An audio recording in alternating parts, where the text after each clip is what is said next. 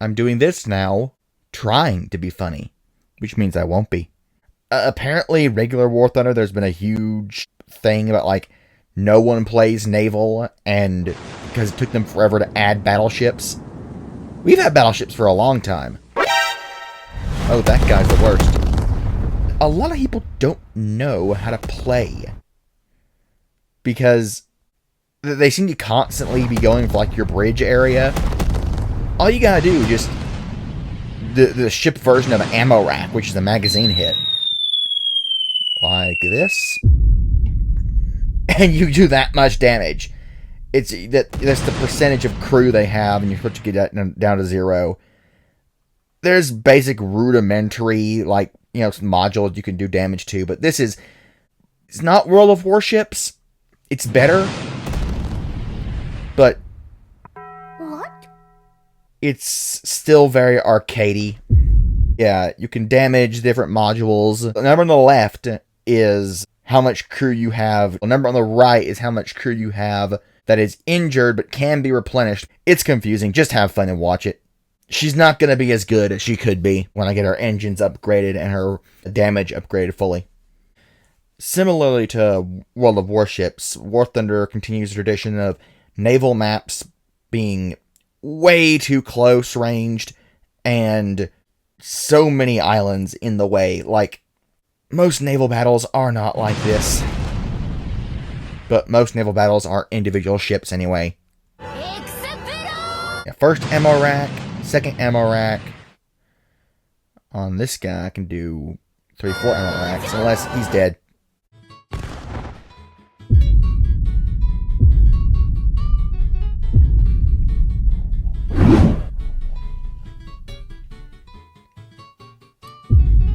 I was dead.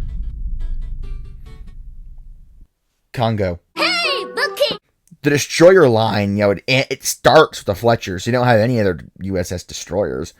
There's no modern submarines to the United States. There's no aircraft carriers, which they need.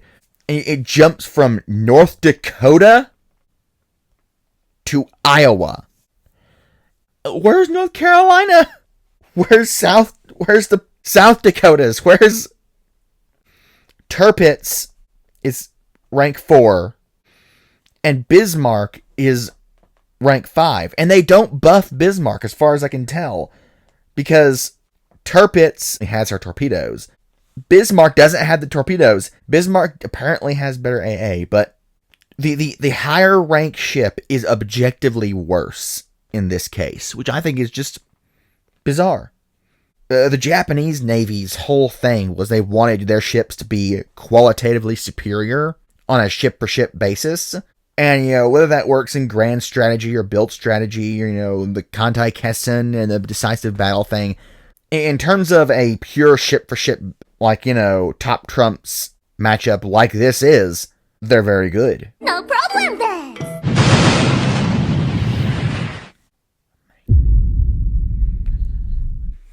So you see, now, what can he do? See, now I'm being targeted by some missiles. So other than targeting that guy, what can I do? I have nothing. I have no chaff. I have no sea whisk, nothing. There's a Type 21 U-boat.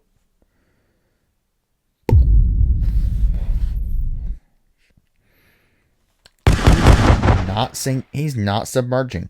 And I'll talk about subs when I get there. Now these things.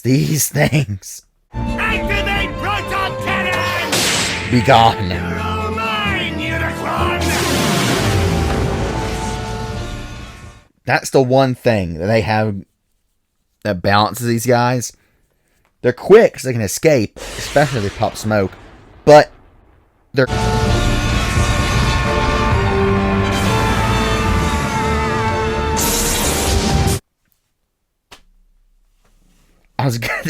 What do you do against that?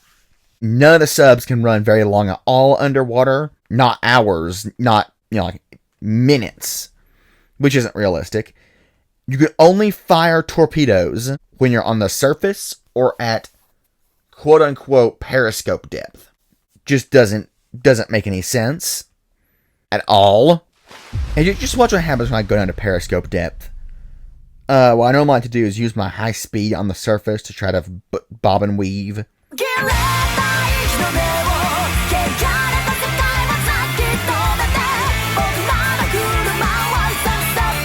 now I'm getting the range. Now watch what happens.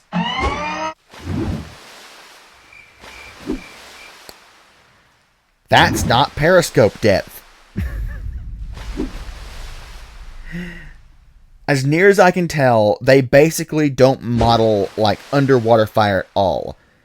Every time a shell hits the water, it doesn't keep going for a certain amount. It can't still penetrate. Like it skips off or just doesn't do anything. So, because of that, you can't hit a sub anywhere underwater unless you have a missile, which again, they're OP. So I'm getting depth charged. But so, to make it so you can actually hit a sub while it's at periscope depth, they have the conning tower stick out a little bit. So like it's not at periscope depth isn't periscope depth. It's just, as near as I can tell, they solve a problem that they created. If they just let shells go underwater, a little bit. Oh, I also found something really neat though. You know how you can only fire torpedoes on the surface? Well, if you start the firing sequence, then dive, they'll still fire and they'll still go up the surface. Oh, and by the way, I noticed, whenever you surface, you gotta wait a certain amount of time before you can fire torpedoes.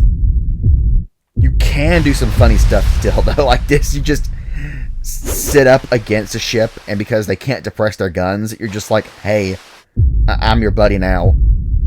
You just reload, and you just keep smacking them.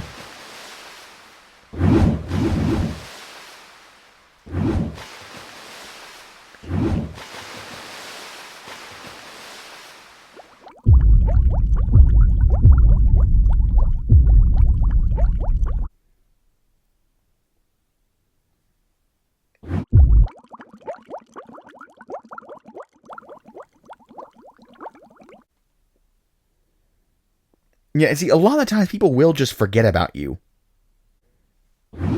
Oh no! Not today. Let me just show you a good example of, like, I love ships like these. The Japanese, like, pagoda masts and just a bunch of guns. Amidships guns, casemated guns. Like, this is what a battleship can do when it's fully upgraded.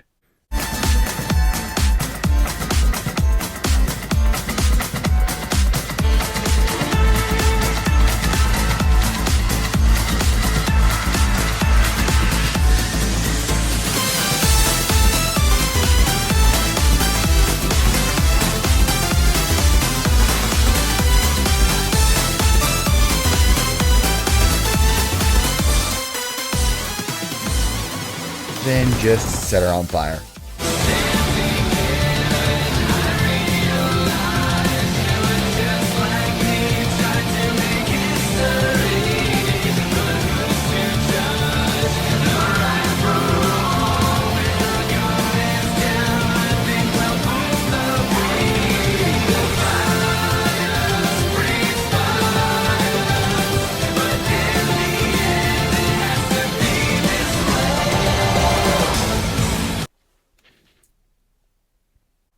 We didn't see each other. Okay. I have depth charges. If I can get over her, I can depth charge her. The other main thing is just keep firing as many guns as you can. Bobbing and weaving so you don't get hit, but try to force to stay underwater. The longer she stays underwater, the more oxygen runs out, then she has to force to surface. And when you force surface, it's your entire hull, not just your conning tower. Oh, normally you can't see submarines like this. I have a sonar as an upgrade that I bought. Just standard upgrade, but you have to choose between certain... I'll show you later. Okay. Tactically, I'm going to eat these torpedoes directly over her. She's going to try to bomb me, And right now, that's my depth charger.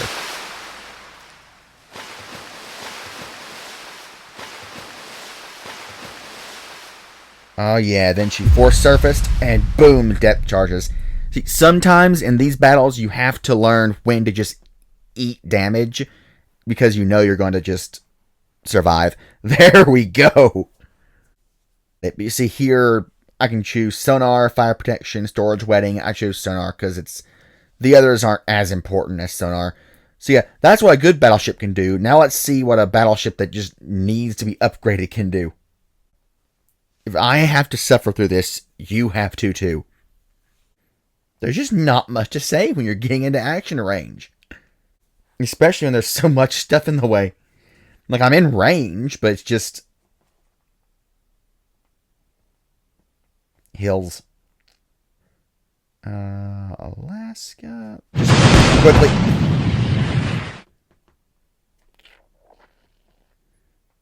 Dang it, too far back.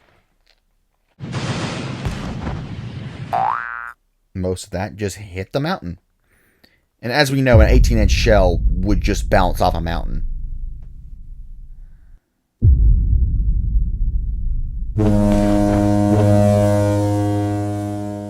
That's a whole fleet.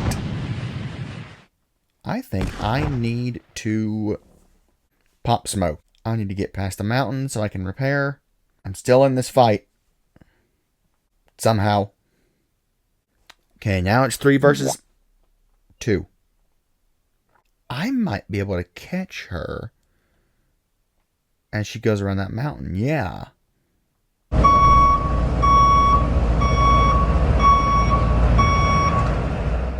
But you see, it takes me forever to stop. I'm going to have to back up.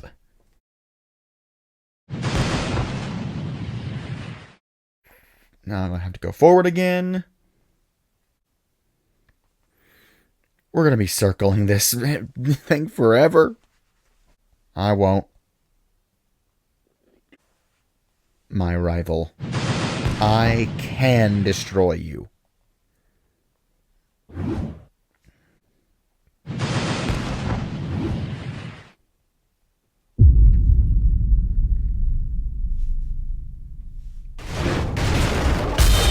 Oops. It's another Yamato. I've lost. So he is just circling to do a pincer attack from behind while I soften him up. Which is all I can really do, so... Totsugeki!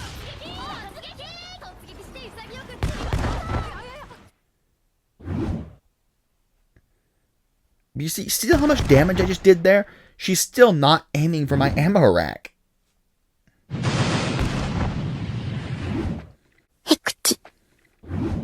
Maybe I should be aiming for her superstructure.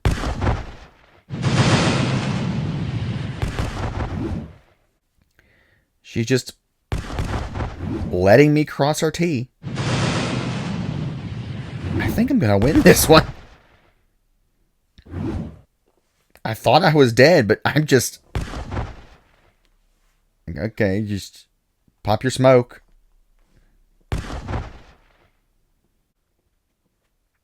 He turned around? That's how well I was doing. He turned around. He's like, oh. I had to wait for him to soften up. We can beat this guy together. I'm still probably going to die now that... Yeah, she's got her broadside. If I can ammo rack her before she ammo racks me, or... Nope. It was a valiant effort. I'm dead. Wait, if I just don't... Can I just be Pop Smoke and just not die? Come on. Nope. No, don't think you can just subscribe to this channel. That's not enough. Hit the bell. Hit the bell. I know where you live.